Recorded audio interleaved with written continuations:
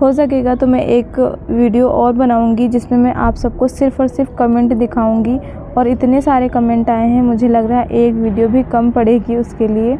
तो मैं रिप्लाई देते ना थक गई हूँ कि डियर आप लोग दूर रहते हैं, आप लोग को पेटीकोट का काम मैं कैसे दिलाऊँ, नहीं दिला सकती।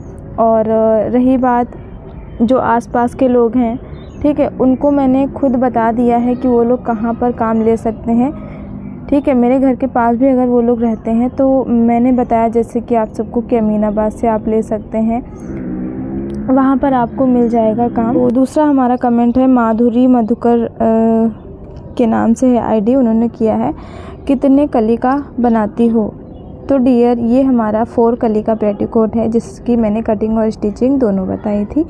अब हम आते हैं नेक्स्ट कमेंट पर।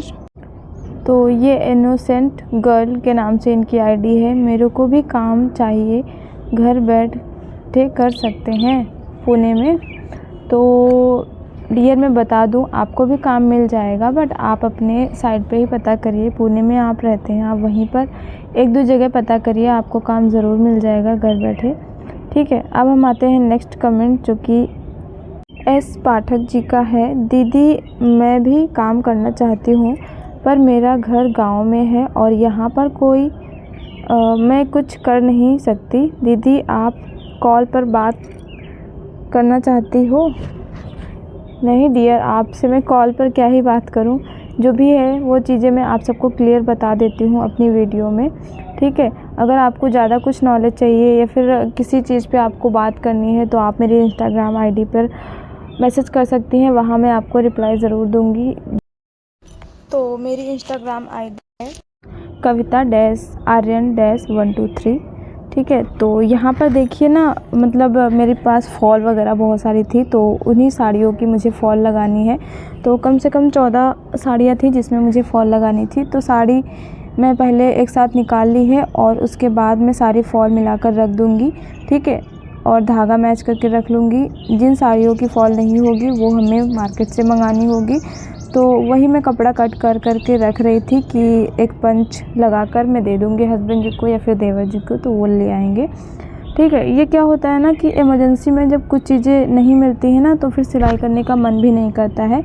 इसीलिए मैं इसी तरीके से क्या करती हूँ, जो भी कपड़े आते हैं ना उनका मैं धागा और बकरम या फिर अस्तर वगैरह मैं पहले से ही मंगा कर रख लेती हूँ, क्योंकि पता नहीं कब किस चीज़ की ज़रूरत पड़ जाए, है कि नहीं। तो नेक्स्ट कमेंट है ये फरुण सिंह MM6XW करके है। तो इन्होंने कमेंट किया है 10 ब्लाउज काटने में 7 घंटे लगते हैं। तो डियर मुझे इतना टाइम नहीं लगता है, ठीक है, अगर आपको लगता है वो बात अलग है। ठीक है, और मुझे लगता है ये उस वीडियो की बात कर रही हैं जिसमें मैंने बताया था कि हाँ 1 घंटे में 10 ब्लाउज़ की कटिंग। तो डियर क्या होता है ना कि अस्तर वाला अगर ब्लाउज़ आप कटिंग कर रहे हैं उसमें 2 गुना 3 गुना टाइम लगता है, बट अगर आप नॉर्मल टुकड़ी वाला कट कर रहे हैं तो उसमें ज़्यादा टाइम नहीं लगता है। तो उस वीडियो में मैंने यही बताया है कि नॉर्मल ब्लाउज़ की कटिंग हम अगर करेंगे एक साथ तो वो 1 घंटे में कटिंग हो जाएगा। तो अब हम आते हैं नेक्स्ट कमेंट पर। फ्रेंड्स अभी हम नेक्स्ट कमेंट पढ़ते हैं जो कि है सुनीता की दुनिया।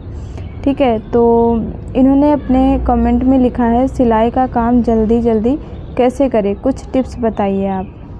तो डियर मैं इस कमेंट का जवाब तो अभी मैं नहीं दूंगी। ठीक है, इसका मैं अलग से वीडियो बना दूंगी जिसमें मैं डिटेल से सारी चीज़ें बताऊंगी, क्योंकि इस वीडियो में पॉसिबल ही नहीं होगा कि मैं क्या क्या आपको बताऊं। ठीक है, और इसमें टाइम बहुत कम रहता है। तो और एक दूसरा कमेंट भी किया है, दी मैं आपकी वीडियो पूरा देखती हूँ, बहुत अच्छा वीडियो बनाती हैं आप। तो इसके लिए थैंक यू वेरी मच। तो सुनीता जी आपकी भी मैंने वीडियो बहुत देखी हैं, तो आपकी वीडियो बहुत अच्छी लगती है मुझे भी।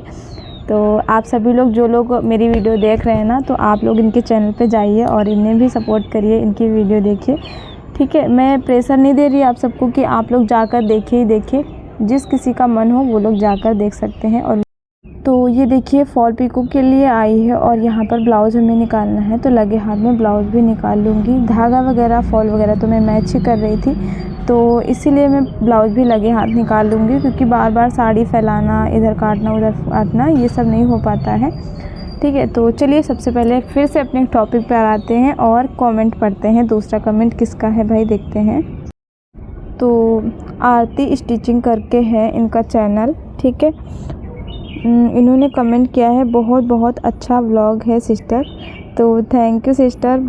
तो फ्रेंड्स ना, आप सब लोग जब प्यारे प्यारे कमेंट करते हैं तो बहुत अच्छा लगता है, और मुझे लगता है कि जितनी जानकारी मुझे पता होती है तो वो सारी चीज़ें मैं आप सब तक पहुंचाऊं, ताकि हो सकता है कुछ चीज़ें जैसे मैं बताती हूँ, हो सकता है किसी न किसी के काम में आ जाएं। तो डियर, आपके चैनल पर भी मैं गई थी और मैंने चैनल को आपके देखा है, और आपकी वीडियोज़ भी बहुत अच्छी लगती हैं, ठीक है। तो जो लोग भी हैं तो आप लोग इन दीदी के भी चैनल पर जाकर देख सकते हैं। दूसरा है कमेंट सोनी फैमिली का, जिन्होंने कमेंट किया है, आपकी कमर में दर्द रहता है इसीलिए बेल्ट लगाते हैं क्या? तो डियर, इसका मैं जवाब दूंगी। कमर में दर्द मेरे मतलब हर समय नहीं रहता है, कभी कभी रहता है, लेकिन क्या होता है कि कमर दर्द ना हो इसलिए मैं और भी ज़्यादा लगाती हूँ। और साथ ही साथ क्या होता है कि बेल्ट लगाने से, एक तो डिलीवरी मेरी ऑपरेशन से हुई है ना, और उसके बाद से मेरा पेट काफ़ी ज़्यादा निकल आया है, तो मुझे ना उलझन होने लगती है। तो इसीलिए जब मैं बेल्ट लगा लेती हूँ ना तो मुझे बहुत ज़्यादा कंफर्टेबल महसूस होता है। तो इसीलिए मुझे जब याद रहता है तो मैं बेल्ट लगा लेती हूँ, बाकी वैसी कोई प्रॉब्लम नहीं है। तो इसका जवाब मैंने दे दिया है। होप सो आपको क्लियर हो गया होगा, और आप सब इतना ध्यान रखते हैं, छोटी छोटी चीज़ें नोटिस करते हैं उसके लिए। तो फ्रेंड्स, आज के व्लॉग में इतना ही, और हो सकता है कि बहुत सारे कमेंट मेरे छूट गए हैं। तो आज की वीडियो में इतना ही, और आप लोग अपना ढेर सारा प्यार बनाए रखिएगा, और अगर किसी चीज़ पे वीडियो चाहिए तो प्लीज़ कमेंट करके बताइएगा, ठीक है। और ज़्यादा से ज़्यादा लोगों को शेयर करिएगा। मिलते हैं नेक्स्ट वीडियो में, तब तक के लिए बाय बाय एंड जय माता दी।